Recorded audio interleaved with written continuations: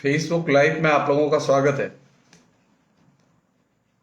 आज गुरुवर मैनेजर पांडे का 80वां जन्मदिन है और इस मौके पर हमने ये बातचीत रखी है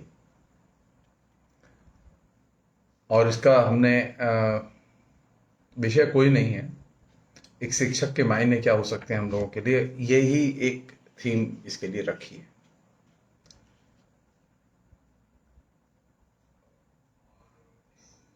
पूरी अब तक की जो हमारी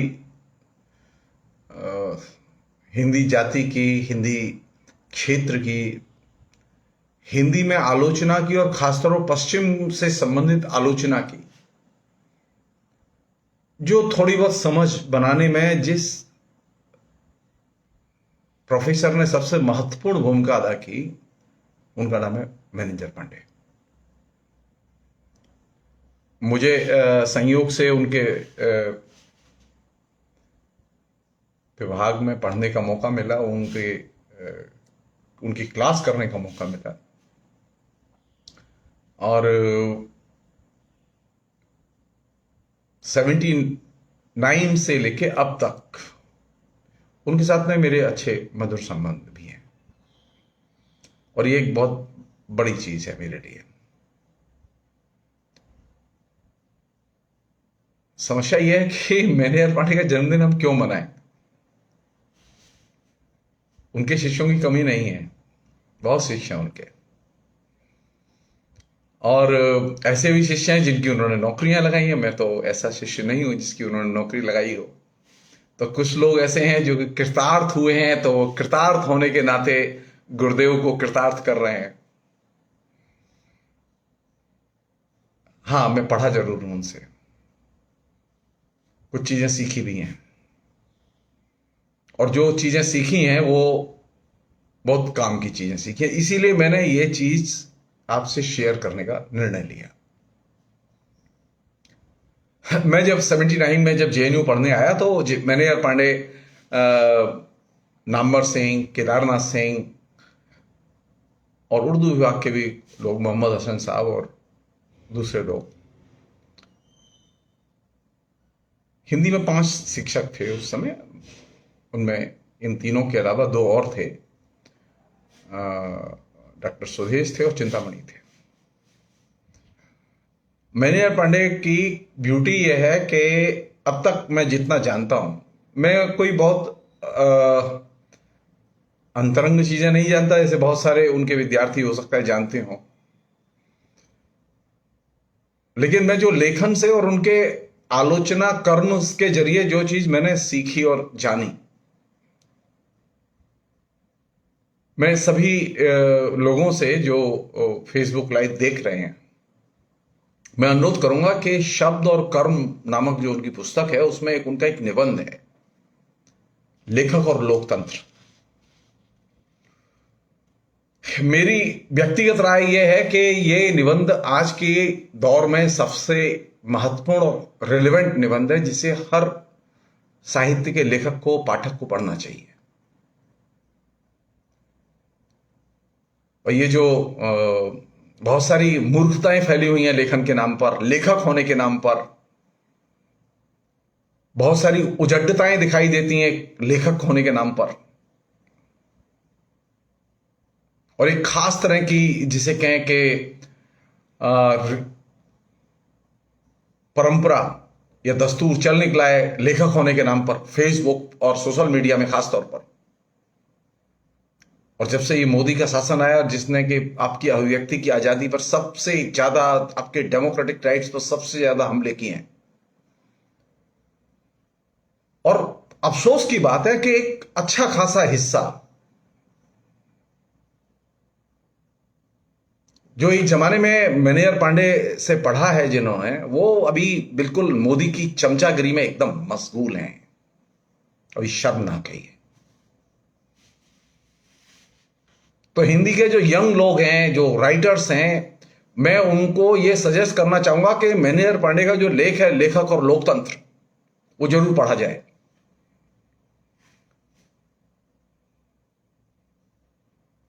बहुत कुछ सीखने को मिलेगा उससे। छोटा सा निबंध है लेकिन बहुत मूल्यवान निबंध है। मैं ज्यादा चीजों को फैलाना नहीं चाहता। एक लेखक से क्या सीखना चाहिए, एक शिक्षक से क्या सीखना चाहिए? जो लोग आलोचना करते हैं ना कि हिंदी के शिक्षक आलोचक नहीं होते, इनमें सबसे महत्वपूर्ण व्यक्ति थे जो कि गुजर गए, वो थे राजेंद्र यादव।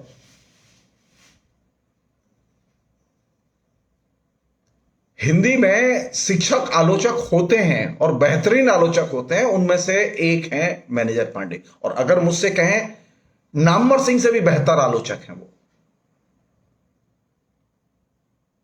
नामवर सिंह ने जो काम किया वो सुपरफ्लुअस किस्म का काम किया। नामवर सिंह की तुलना में अगर मैनेजर पांडे के काम को अगर आप देखें, एकेडमिक वर्क को देखें, नामवर सिंह ने तो अभी जो गट्ठर भर के उनकी किताबें हैं, उनके भाषणों के संकलन आए हैं, उन्होंने किताब तो लिखी ही नहीं। और जो किताबें लिखी थी वो एकदम टेक्स्ट बुक बच्चों के लिए लिखी थी। छायावाद की किताब थी, वो जानते थे कि हिंदी में कोर्स में छायावाद पढ़ाया जाता है, इसलिए वो किताब लिखी। आधुनिक साहित्य की प्रवृत्तियां, वो पुस्तक लिखी इसलिए गई थी कि पाठ्यक्रम में चलती रहे। मैनेजर पांडे का एक सबसे बड़ा कंट्रीब्यूशन यह है जिसे कि लोग बोलने में और लिखने में कतराते हैं। मैनेजर पांडे ने जो आभा मंडल, जो डॉक्टर नामवर सिंह ने पैदा किया था, उस आभा मंडल को एक सिरे से छिन्न भिन्न कर दिया, और यह अपने लेखन के जरिए किया। मैनेजर पांडे कम बुलाए जाते थे, मैनेजर पांडे को कम लोग महत्व देते थे, लेकिन मैनेजर पांडे ने अपने काम के जरिए, और काम वो नहीं फुटकल लेखन नहीं, मैनेजर पांडे ने सॉलिड किताबें लिखी हैं, और वो सॉलिड किताबें हिंदी आलोचना के लिए बहुत महत्वपूर्ण किताबें हैं।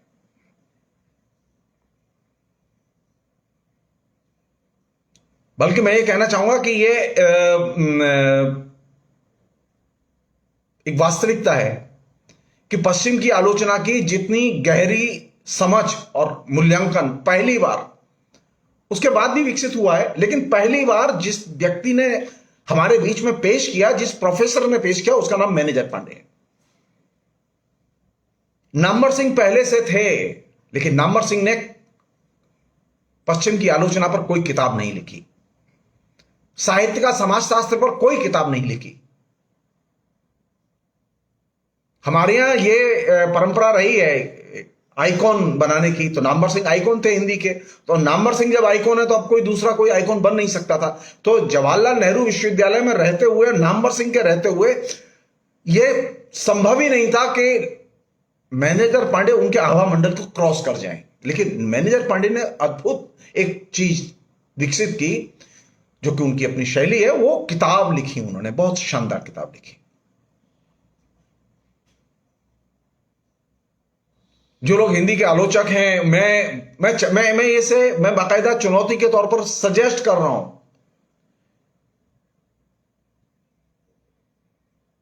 मैनेजर पांडे पहले व्यक्ति हैं जिन्होंने कि भक्ति आंदोलन के केंद्र में, कविता के केंद्र में, किसान को केंद्र में रख के कविता का मूल्यांकन किया जाए, कविता और किसान के अंतर संबंध को देखने की कोशिश की। प्रेमचंद के संदर्भ में तो किसान खूब आया, खूब चर्चा हुई।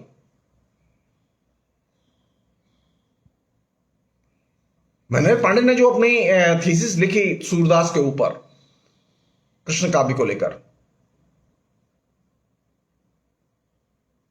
आश्चर्य की बात है कि आपको नक्सलवादी आंदोलन दिखाई देता है, आपको आदिवासी दिखाई देते हैं, लेकिन आपको भक्ति आंदोलन में किसान दिखाई नहीं देता। भक्ति आंदोलन में सिर्फ भक्ति ही दिखाई देती है। भक्ति आंदोलन में सिर्फ तमाम वे ऐसी चीजें दिखाई देती हैं जो कि आपको देखनी नहीं चाहिए।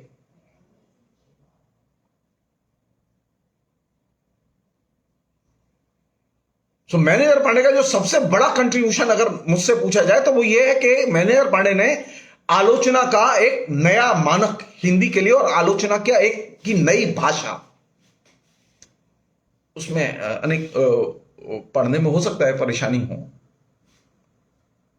कई जगह पुनरावृत्ति भी है, लेकिन इसके बावजूद जो मूल्यवान चीज है वो ये कि हिंदी की आलोचना, हिंदी के विभाग पश्चिम की आलोचना को प्रॉपरली जानते ही नहीं थे।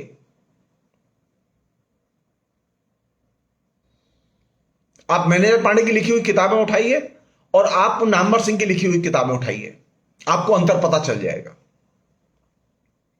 आप हजारी प्रसाद द्विवेदी और रामचंद्र शुक्ल के निबंध उठाइए,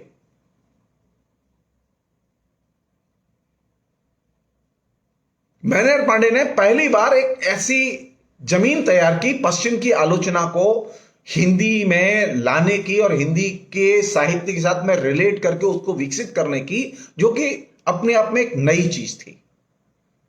और मैं निजी तौर पर उनका फैन रहा हूं, और फैन इसलिए नहीं कि वो मेरे शिक्षक थे खाली, बल्कि इसलिए कि उन्होंने बहुत ही महत्वपूर्ण किताबें लिखी। तो मैं तो चाहता हूं कि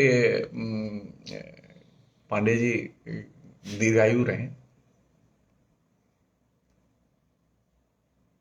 जाना सबको है,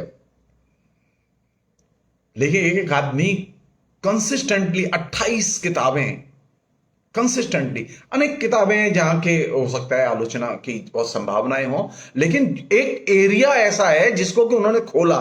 मसलन मैं एक उदाहरण दे सकता हूं आपको, जब उन्होंने पहली बार हिंदी में ही नहीं, हिंदुस्तान की किसी भी भाषा में साहित्य के समाजशास्त्र पर कोई कॉम्प्रहेंसिव ढंग से लिखी गई कोई पुस्तक नहीं थी। पहली बार वो पुस्तक आई हरियाणा ग्रंथ अकादमी से। मेरे पास में, मैं अभी मथुरा में हूं तो मेरे पास में उनकी यहां किताबें नहीं है, अन्यथा मैं आपको उसमें से कुछ मूल्यवान चीजें मैं जरूर सुनाता। लेकिन जो इंपॉर्टेंट चीज है वो ये कि हिंदी में साहित्य के समाजशास्त्र के नाम पर जो कचरा विभिन्न विश्वविद्यालय के प्रोफेसरों ने इकट्ठा किया था, जिनकी किताबें हैं, जो इफरात में साल में कम से कम नहीं तो हिंदी में तकरीबन 7, 7,500, 8,000 पीएचडी होती है हिंदी में, उसमें कम से कम नहीं तो 3,000 पीएचडी ऐसी होती होंगी जिसमें कि समाजशास्त्रीय दृष्टि से साहित्य का अध्ययन किया जाता है। और दिल्लगी यह है कि हिंदी के विभाग समाजशास्त्रीय दृष्टि से न तो पढ़ते हैं, न पढ़ाते हैं और न जानते हैं। और जो पुस्तकें साहित्य के समाजशास्त्र के नाम पर प्रचलन में है वो एकदम रद्दी, उनका साहित्य के समाजशास्त्र से कोई लेना देना नहीं। मैं 2 उदाहरण दे रहा हूं और दोनों नामी लोगों के लिए दे रहा हूं। साहित्य के समाजशास्त्र के शीर्षक का इस्तेमाल करते हुए एक पुस्तक बच्चन सिंह की है जो कि मार्केट में अवेलेबल है, और बच्चन सिंह की पुस्तक का साहित्य के समाजशास्त्र के किसी भी सिद्धांत का अर्थ से, साहित्य के समाजशास्त्र के किसी भी स्कूल से, किसी भी दृष्टिकोण से कोई लेना देना नहीं है। बच्चन सिंह बीएचयू के प्रोफेसर। दूसरी एक किताब महान आलोचक डॉक्टर नगेंद्र की है। अब आप सोचिए, जब बच्चन सिंह और नगेंद्र जैसे आलोचक की यह स्थिति है कि वे ये नहीं जानते कि साहित्य के समाजशास्त्र में कौन आलोचक आते हैं, साहित्य के समाजशास्त्र का बुनियादी दृष्टिकोण क्या है, तो आप ये कल्पना कीजिए कि नीचे कितना कचरा फैला हुआ होगा। तो डॉक्टर मैनेजर पांडे ने जो सबसे पहले जो बहुत महत्वपूर्ण काम किया वो ये कि भक्ति आंदोलन के रचना के केंद्र में और मूल्यांकन के केंद्र में उन्होंने किसान को खड़ा किया। कृष्ण भक्ति शाखा, राम भक्ति शाखा, ये जो देखने का तरीका था उसको एक सिरे से रिवर्स करके सूरदास के काव्य का मूल्यांकन किसान जीवन के साथ में जोड़कर देखा जाए, और ये अपने आप में एक बहुत बड़ी चीज थी, जिसे अगर मुझसे पूछा तो ये आलोचना का पैराडाइम शिफ्ट था। अनफॉर्चुनेटली इस पर कोई बात ही नहीं हुई। यहां तक कि नामवर जी ने भी कभी ये कोशिश नहीं की कि वो इस चीज को विकसित करते, प्रोपेगेट करते। वो उनके कुलीग थे, और हिंदी के बाकी आलोचकों ने भी, क्योंकि हिंदी में भक्ति आंदोलन को और भक्ति साहित्य को भक्ति का साहित्य बनाने की मुहिम एकदम से छिड़ी हुई है। दूसरा जो महत्वपूर्ण काम जिसका मैंने अभी आपसे जिक्र किया वो ये कि हिंदुस्तान की किसी भी भाषा में, इवन अंग्रेजी में एक जमाने में डीपी मुखर्जी ने, दूरजटी प्रसाद मुखर्जी ने डायवर्सिटी नाम की पुस्तक लिखी थी, जिसमें कि सोशियोलॉजी ऑफ लिटरेचर के एंगल से बहुत सारी चीजें हैं। ये मैंने सर से ही सुना था, पढ़ा था, फिर बाद में हम लोग बहुत पढ़ाते रहे उसको। लेकिन कोई किसी भी किस्म की पुस्तक सोशियोलॉजी ऑफ लिटरेचर की हिंदी में या अंग्रेजी में या और बंगला में या किसी और भाषा में सोशियोलॉजी ऑफ लिटरेचर की कॉम्प्रहेंसिव ढंग से भारतीय भाषा में इंक्लूडिंग अंग्रेजी में किसी भी विद्वान ने कोई पुस्तक नहीं लिखी। पहली पुस्तक लिखी डॉक्टर मैनेजर पांडे ने। हम लोग शर्माते हैं बताने में। मुझे फख्र है इस बात का, जब वो पुस्तक पहली बार हरियाणा ग्रंथ अकादमी से छप के आई थी तो सर ने मेरे पास में 2 कॉम्प्लीमेंट्री कॉपी भेजी, मेरे पास अभी भी हैं। मेरी बड़ी दिली इच्छा थी, मैंने जब पढ़ता था, जब वो पढ़ाते थे हमें साहित्य का समाजशास्त्र, तो मैं उनसे हंस के कहता था सर किताब जरूर आ जानी चाहिए इसकी, तो बहुत अच्छा लगेगा मुझे। मैंने जब एमफिल पढ़ाना शुरू किया, संयोग की बात देखिए, जब मैंने कलकत्ता यूनिवर्सिटी में एमफिल पढ़ाना शुरू किया और साहित्य का समाजशास्त्र सब्जेक्ट इंट्रोड्यूस कर दिया एमफिल में, तो बाई चांस की बात थी, कोर्स शुरू हुआ और उसके मुश्किल से महीना 1.5 महीने बाद मेरे घर, मेरे एड्रेस पर सर की भेजी हुई बिल्टी आ गई साहित्य के समाजशास्त्र की पुस्तक की, और मेरी लॉटरी निकल आई। मैं बड़ा परेशान था। कितने लोग हैं ऐसे जो ये जानते हो कि लूसियो गोल्डमैन कौन है, कितने लोग हैं ऐसे जो ये जानते हो मिखाइल बाख्तिन कौन है, कितने लोग जानते हैं कि जो डीपी मुखर्जी के बारे में, धूर्जटी प्रसाद मुखर्जी ने क्या लिखा है, इसको जानते हो हिंदी में। क्योंकि हिंदी का जो आलोचना संसार है और हिंदी का जो लेखक संसार है वो एकदम सिर्फ मांग पूर्ति के आधार पर इसमें एक अच्छा खासा लेखन होता रहा है। शास्त्र चर्चा, शास्त्र को नए सिरे से एक्सप्लोर करना, आलोचना को नए सिरे से एक्सप्लोर करना, आलोचना के नए नए जो स्कूल्स 1960 के बाद पश्चिम में विकसित हुए हैं। मैनेजर पांडे पहले बड़े आलोचक हैं जो 1960 के बाद विकसित आलोचना के स्कूल और आलोचकों को उन्होंने हिंदी को उपलब्ध कराया और हम हमारे जैसे विद्यार्थियों को उपलब्ध कराया।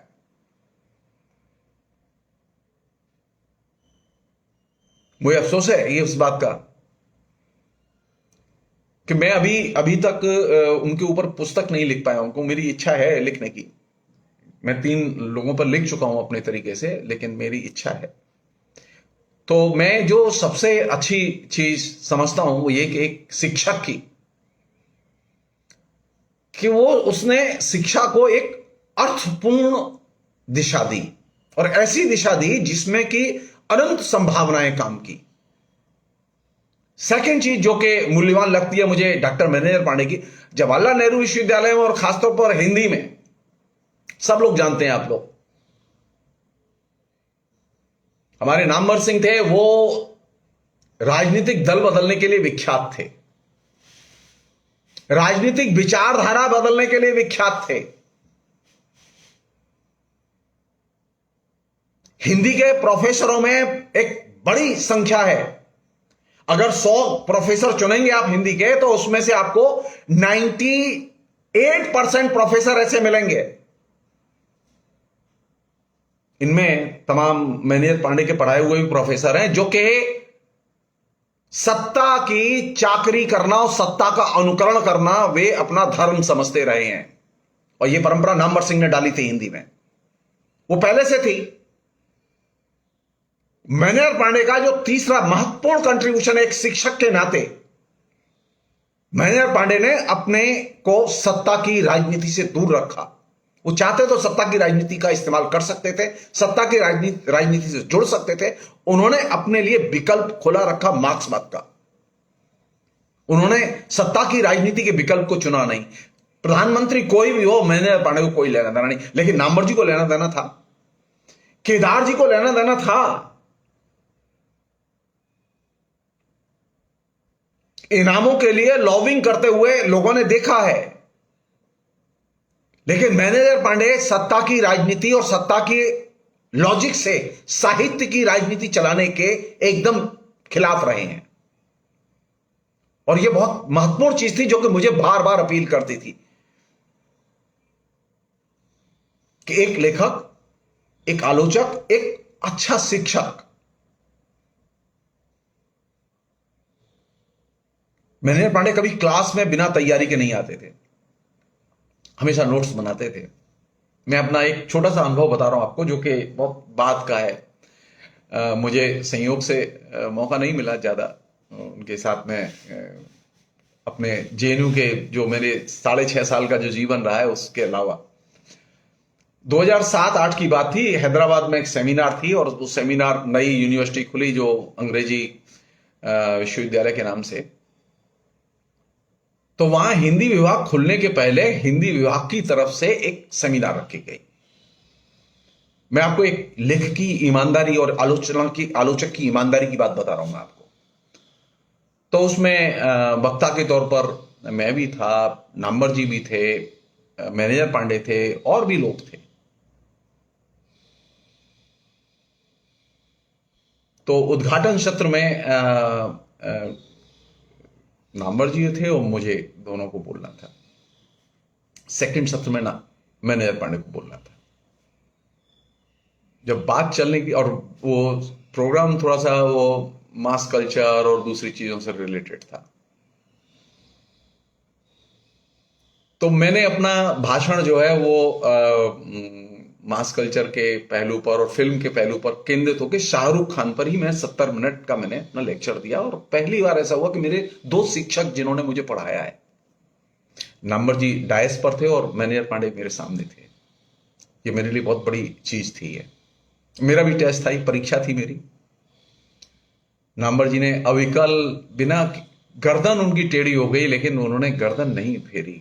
उन्होंने बाकायदा देखते रहे और 70 मिनट भाषण सुना और कहा कि शाहरुख खान पे इतना अच्छा भाषण हो सकता है। तो अब जब मैंने अपने सर से पूछा, मैनेजर पांडे से, तो उन्होंने कहा कि कमाल का बोले हो। तो मैंने कहा अब आपका नंबर है।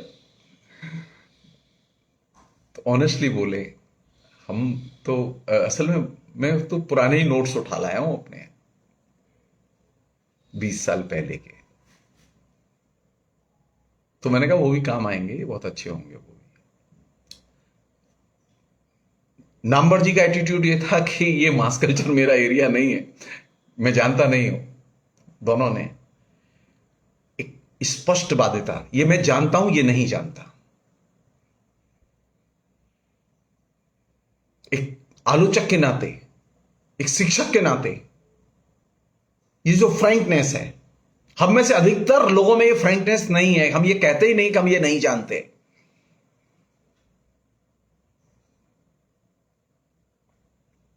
तो चौथी चीज जो मैंने सीखी वो मैनेजर पांडे की बहुत शानदार चीज है, वो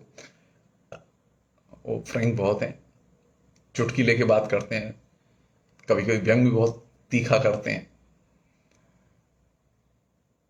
और आखिरी चीज जो इन सबसे मूल्यवान, एक शिक्षक अपने विद्यार्थियों से मित्र की तरह बात करे और मित्र की तरह व्यवहार करे। ये जो गुरुडम हमारे शिक्षकों में फैल गया है, प्रोफेसर हैं और प्रोफेसर हैं तो हमारे पैर छुओ और हमारे बस गुन गाओ।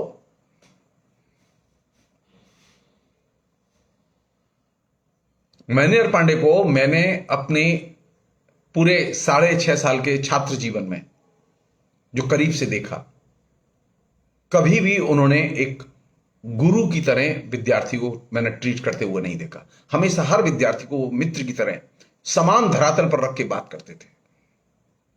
आज भी वो समान धरातल पर रख के बात करते हैं। एक शिक्षक से सीखना क्या चाहिए और एक शिक्षक की लाइफ में क्या होता है, वह शिक्षक अपने बनाए हुए आभा मंडल को तोड़ता है कि नहीं तोड़ता। और ये जो शिक्षक और छात्र के बीच का जो मित्र संबंध है, ये बहुत नया और मूल्यवान संबंध है। हम में से अधिकतर शिक्षकों की आदत ही नहीं है ये।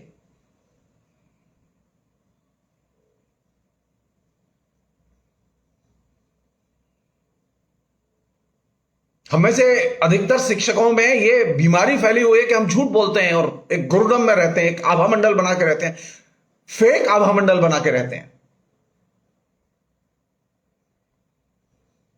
मैनेजर पांडे अपने बातचीत से, अपने व्यवहार से जो आभा मंडल है उसको बार बार तोड़ते रहे हैं। और जो चीज कम्युनिकेट करते रहे भी नॉर्मल, सामान्य मनुष्य की तरह रहो। सो मैनेजर पांडे एक अच्छे जीनियस आलोचक, एक ऐसा जीनियस आलोचक जिसने के हिंदी साहित्य को, हिंदी की आलोचना को, हिंदी के अकादमिक जगत को जो चीजें दी हैं वो अभी तक कोई दूसरा नहीं। मुझे तो ईर्ष्या होती है, मैं सूरदास पढ़ा है मैंने, मुझे ईर्ष्या होती है, मैं बार बार उनकी किताबें पढ़ने की और पढ़ाने की इच्छा करती है, मैं उन्हें बार बार पढ़ता रहा हूं। मैं आखिरी चीज जो कि बहुत जरूरी चीज है, जवाहरलाल नेहरू विश्वविद्यालय में रह के अगर शिक्षक सत्ता की राजनीति नहीं करता तो वो शिक्षक, महान शिक्षक नहीं कहलाता। मैनेजर पांडे शायद, मैं बात के लोगों की नहीं जानता, मेरे जमाने के, मेरे सामने के पहले आखिरी शिक्षक थे जो कि सत्ता की राजनीति एकदम नहीं करते थे। मैं सोशियोलॉजी के, हिस्ट्री के, मैं पॉलिटिकल साइंस के, मैं तमाम इंटेलेक्चुअल्स को मैं निजी तौर पर जानता हूं जो कि सत्ता के किसी न किसी छोर से जुड़े हुए थे। मैनेजर पांडे आराम से जुड़ सकते थे, लेकिन मैनेजर पांडे कभी जुड़े नहीं।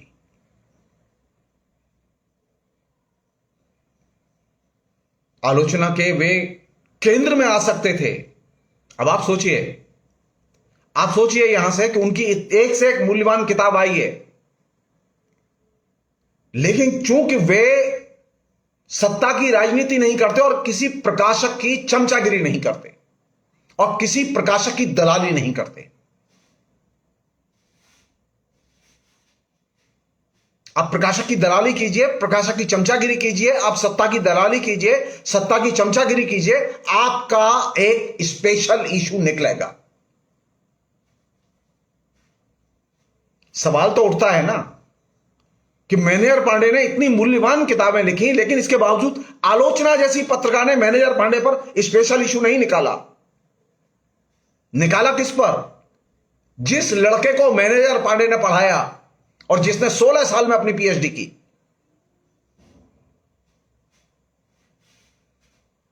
मैनेजर पांडे के लेखन को नामवर सिंह आसानी से हजम नहीं कर पाते थे, क्योंकि नामवर सिंह की मुश्किल यह थी कि मैनेजर पांडे जिस एरिया में चले गए थे, नामवर सिंह चाह के भी जा नहीं सकते थे। मैनेजर पांडे ने बहुत ही क्रिटिकली मार्क्सवाद की धारणाओं का हिंदी आलोचना में विकास किया, और सिर्फ धारणाओं का ही विकास नहीं किया, बल्कि एक आलोचक में वे संस्कार होने चाहिए, वे दृष्टिकोण का, उसकी विश्व दृष्टि का हिस्सा होने चाहिए, इसका उन्होंने पालन किया।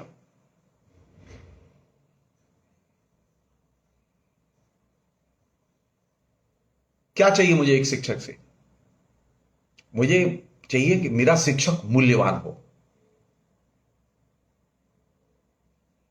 नए आधुनिक विषयों की ललक उसके अंदर हो और नई चीजें बताने की उसके अंदर शक्ति और ताकत हो।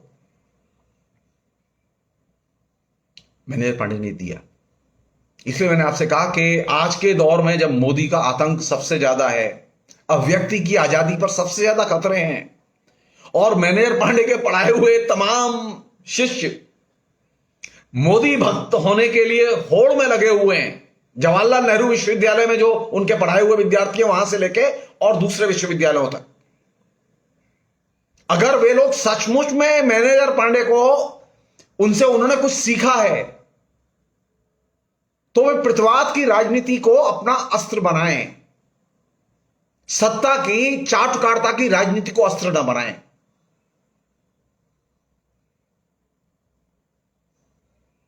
मैनेजर पांडे कभी सरेंडर नहीं किए सत्ता के दमन के सामने। मैं सिर्फ एक बात यह बता रहा हूं आपको, 1983 में जितना दमन हुआ, मई 1983 के आंदोलन के समय, उस समय तमाम जो सेक्युलर लोग होते थे, जो कि हिंदुस्तान के आइकॉन है सेक्युलरिज्म के, वे वाइस चांसलर के साथ थे, बिपिन चंद्रा से लेके और तमाम लोग। नामवर सिंह भी उन्हीं के साथ थे। मैनेजर पांडे उन चंद शिक्षकों में से थे जिन्होंने के 1983 के आंदोलन के समय छात्रों के ऊपर जो बर्बर दमन हुआ, जिसमें सैकड़ों छात्र निकाल दिए गए, साइंडाई क्लोजर हुआ, जेएनयू को एक सेमेस्टर, 0 सेमेस्टर घोषित करना पड़ा। जेएनयू में एडमिशन नहीं हुए 1 साल। जेएनयू की स्ट्रेंथ घट के 3,500 से घट के 2,000 रह गई। मैं उन दिनों एसएफआई के प्रेसिडेंट था। हिंदी में गिनती के अकेले शिक्षक थे डॉक्टर मैनेजर पांडे, जिन्होंने छात्रों के कौच का और छात्रों के आंदोलन का समर्थन किया था। दूसरे शिक्षक थे जिन्होंने कि छात्रों के आंदोलन का समर्थन किया था, पुष्पेश पंत थे, गिरजेश पंत थे, उसमें प्रभात पटनायक थे, जीपी देश पांडे थे। गिनती के हमारे पास में 5-7 लोग थे। बाकी पूरी की पूरी जेएनयू की प्रगतिशील प्रोफेसरों की फौज वाइस चांसलर के बिल्कुल एकदम चरणों में लौटी हुई थी। कहां से देखें हम एक शिक्षक को? छात्रों पर जब दमन हो, उत्पीड़न हो छात्रों का, वो छात्रों के साथ होगा कि नहीं होगा? आज आपको कन्हैया कुमार के आंदोलन और जेएनयू में जो उत्पीड़न हो रहा है वो दिखाई दे रहा है। आप कल्पना कीजिए 83 की, 83 में 400 विद्यार्थियों के ऊपर 20 से ज्यादा केस थे, जिसमें रेप तक के केस थे जो 2 साल चले।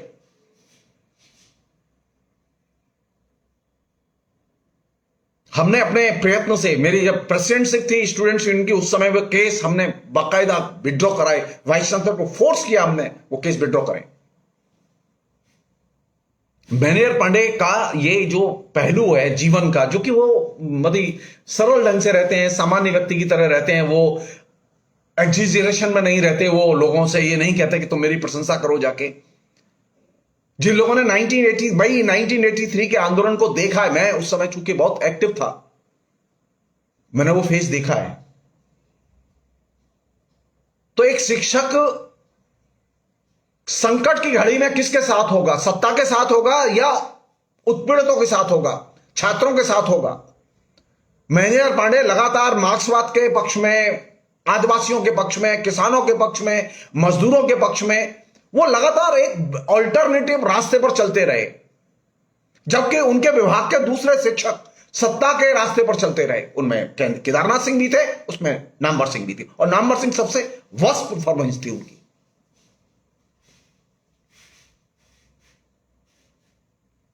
मैनेजर पांडे डेफिनेटली डेमोक्रेसी के लिए बहुत महत्वपूर्ण आलोचक हैं और स्वभाव से पूरी तरह से डेमोक्रेटिक। जो बुलाएगा, जो सम्मान के साथ बुलाएगा, वो चाहेंगे, वो अपनी ही बात कहेंगे, अपने विचारों के साथ वो कंप्रोमाइज नहीं करेंगे। मंच पर कौन लोग बैठे हैं, ऑडियंस में कौन लोग बैठे हैं, ये देख के मैनेजर पांडे कभी भाषण नहीं देते थे। नामवर सिंह की ये आदत थी।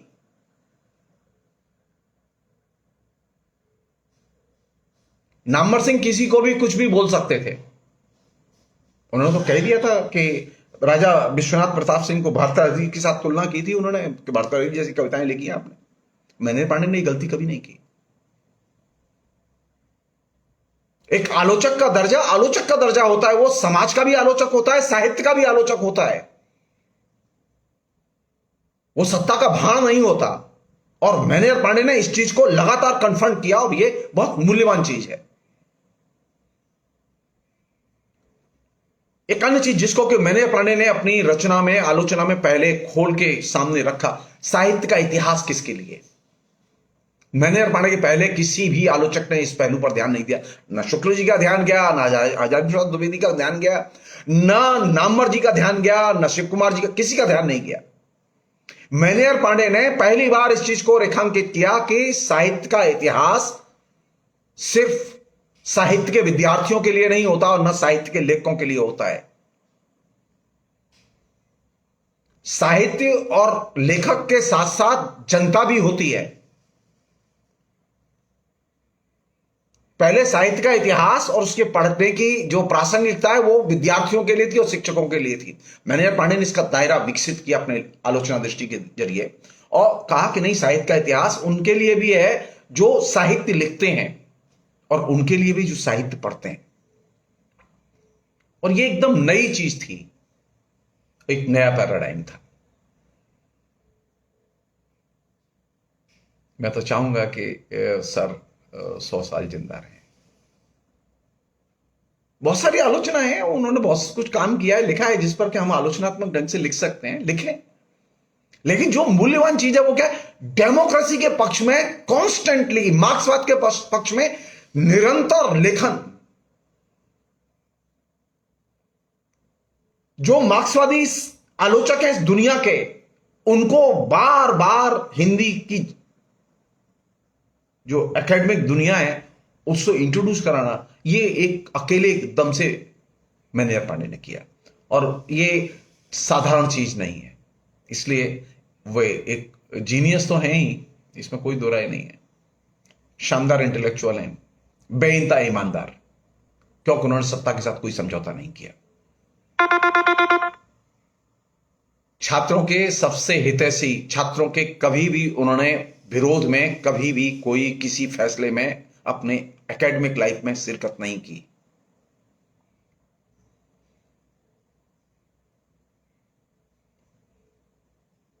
हमेशा ये चाहा कि छात्रों का भला हो,